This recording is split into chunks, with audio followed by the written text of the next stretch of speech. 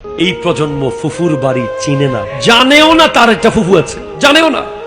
বছরকে বছর চলে যায়, ফুফুর বাড়ির রাস্তা ভুলে গেছে যুবক, ঠিক কিনা কথা জোরে বলেন।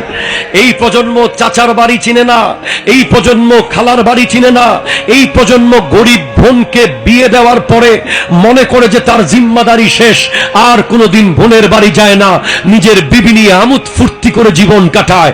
অবশ্যই কিয়ামতের দিন সে এক চুল পুলসিরাতের দিকে যেতে পারবে না, তাকে জাহান্নামে ফেলে দেওয়া হবে আত্মীয় স্বজনকে না দেখার কারণে।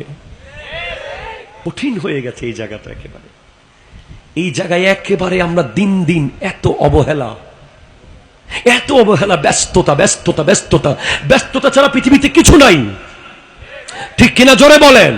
এই ব্যস্ততার মাঝেও আপনার জন্য বাধ্যগত ফরজ কোরআন বলেছে আপনাকে ওয়াইতা ইজিল কুরবা, আপনাকে যেতে হবে ফুফুর বাড়িতে, আপনাকে খালার খবর নিতে হবে, আপনাকে বোনের খবর নিতে হবে, অসুস্থ হলে দেখতে যেতে হবে, মারা গেলে জানাজা পড়তে যেতে হবে, দাওয়াত দিলে দাওয়াত খেতে যেতে হবে। এগুলো বান্দার উপরে হক, ঠিক কিনা কথা জোরে বলেন। কিসের উম্মত আমরা? পয়সাওয়ালা আত্মীয়র খবর নিই, গরিব আত্মীয়র ধারে কাছে নাই, গরিব আত্মীয়কে দাওয়াত পর্যন্ত দিই না আমরা। আমাদের কমিউনিটি সেন্টার তৈরি হয়েছে পয়সাওয়ালাদের জন্য। আগে বিয়েগুলো হতো গ্রামে, বাড়ির উঠানে, ঠিক কিনা কথা জোরে বলেন। গরিব দুঃখী লুঙ্গি পরে বিয়ে খেতে পারত, ইস্ত্রি করা জামা পরে আসতে হতো না। বিয়ে খাবে, কত আনন্দ, গামছা গলায় দিয়ে লুঙ্গি পরে। আজকে আমাদের কমিউনিটি সেন্টারগুলোতে গরিবরা যেতে পারে না।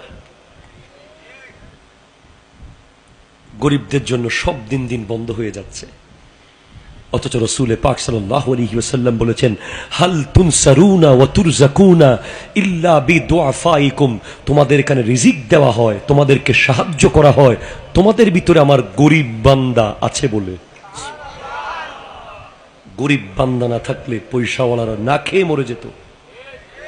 এই গরিবদের ওসিলায় আল্লাহ আসমান থেকে রিজিক দেয় আর সাহায্য করে। এরপরে আমার নবীজির আরেকটি গুরুত্বপূর্ণ চরিত্র বা শেষ,